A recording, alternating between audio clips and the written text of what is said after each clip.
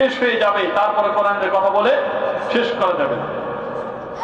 আল্লাহ রাব্বুল আলামিন বলেন, قُل لَّوْ كَانَ الْبَحْرُ مِدَادًا لِّكَلِمَاتِ رَبِّي لَنَفِدَ الْبَحْرُ قَبْلَ أَن تَنفَدَ كَلِمَاتُ رَبِّي وَلَوْ جِئْنَا بِمِثْلِهِ مَدَدًا।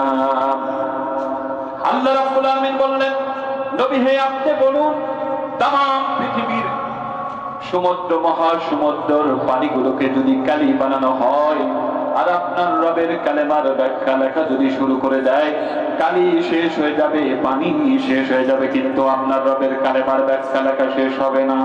সুবহানাল্লাহ বলেন। এটা কি আজীব কিতাব, যেটার ব্যাখ্যা করে কেউ শেষ করতে পারবে না। রহমান তো তিনি, যিনি আমরা আল্লাহর কাছে চাই নাই যে আল্লাহ আপনি আমাদেরকে মুসলমানের ঘরে জন্ম দেন, কথা বলেন, চেয়েছি কি? তারপরেও আপনি আল্লাহ সুবহানাহু ওয়া তাআলা আমাদেরকে মুসলমানের ঘরেই জন্ম দিয়েছেন, কথা বলেন, ঠিক কি না? এই পৃথিবী কে বানালো?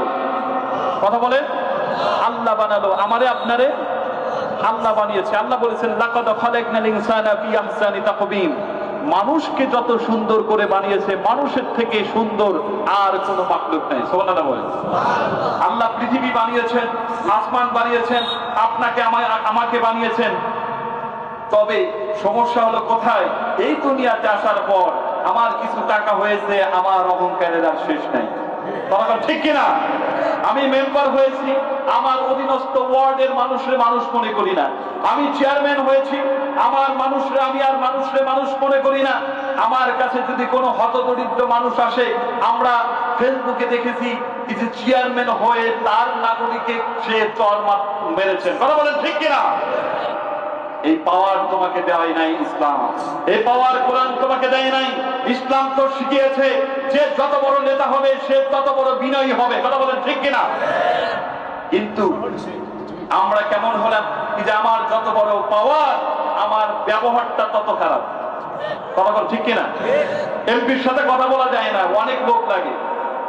আল্লাহর নবী তো শুধু এমপি ছিলেন না, সমস্ত এমপি ছিলেন মুহাম্মদুর রাসূলুল্লাহ সাল্লাল্লাহু আলাইহি ওয়াসাল্লাম। কোরআন যাদের মধ্যে নাই তারা তো ক্ষমতার তাকাব্বুরি করবেই, কথা ঠিক না? অথচ আল্লাহ রাব্বুল আলামিন বলেন, লিল্লাহি মা ফিস সামাওয়াতি ওয়া মা ফিল আরদ। বান্দারে তুমি জেনে রাখো, আসমান এবং জমিনে যা কিছু আছে মানুষের তৈরিকৃত, মানুষের মন গড়া ভাবে মানুষ চলতে পারে না। আসমান এবং জমিনের ভিতরে যা কিছু আছে সমস্ত কিছু আমি আল্লাহ। সুবহানাল্লাহ বলেন। বান্দারে তুমি যদি হাসপাতালের বেডে চলে যাও, তোমার যদি অক্সিজেনের প্রয়োজন হয়, অক্সিজেনের যদি তোমার প্রয়োজন হয়, তোমাকে যদি আইসিইউতে রাখার প্রয়োজন হয়, সামান্য 2-3 দিন আইসিইউতে থাকার পর তোমার হাসপাতালের বিল অনেক টাকা আসে। একজন বৃদ্ধ অসুস্থ জনিত কারণে হাসপাতালের আইসিইউতে তাকে ভর্তি করানো হয়েছে। 3 দিন পরে ডাক্তার তাকে রিলিজ দিয়েছে। বৃদ্ধটি হাসপাতাল থেকে বের হয়ে অজর নয়নে কান্না শুরু করে দিয়েছেন। সন্তানেরা বলছে, বাবা গো, আপনার যদি শ্বাস প্রশ্বাসের সমস্যা হয় আবার আপনারে ভর্তি করায় দেয়, তারপরে কাঁদেন কেন? আপনার কান্না আমাদের সহ্য হয় না। ছেলেরা কথা বলছেন, মেয়েরা কথা বলছেন, স্ত্রী কথা বলছেন, স্বামী কাঁদেন কেন? বৃদ্ধটি কোনো কথা বলে না। এক পর্যায়ে বাধ্য হলো আর বলল, আমি হাসপাতালের আইসিইউ থেকে বের হয়ে আমার একটা কথা মনে পড়ে গেছে। সন্তানেরা বলল, বাবা আপনার কি কথা এমন মনে পড়লো? বৃদ্ধ ব্যক্তিটি বলছেন, সন্তানেরা শোনো, এই সামান্য 3টা দিন আমাকে আইসিইউতে থাকার কারণে কতগুলো টাকা হাসপাতালের মালিককে দেওয়া লাগলো। আমার বয়স 70 বছর। এই 70 বছরের শুরু থেকে আজ পর্যন্ত আমার আল্লাহ রাব্বুল আলামিন কতগুলো সেকেন্ড, কতগুলো মিনিট, কতগুলো ঘন্টা বিনা টাকায় অক্সিজেনের ব্যবস্থা করলো। আমার আল্লাহ তো একটা টাকা চাইলো না। কথা বলেন, ঠিক কিনা?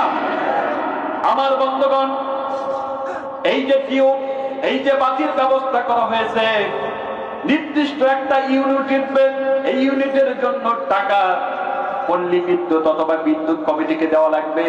কিন্তু আল্লাহ রাব্বুল আলামিন সকাল 6টা থেকে সন্ধ্যা 6টা পর্যন্ত যে বৈদ্যুতিক ভাল ওই আসমানে তৈরি করলো, একদিনে তো একটা টাকা চাই নাই। কখন ঠিক কিনা? ইনি তো আল্লাহ বলছে লিল্লাহি মা ফিস সামাওয়াতি ওয়া মা ফিল আরদি,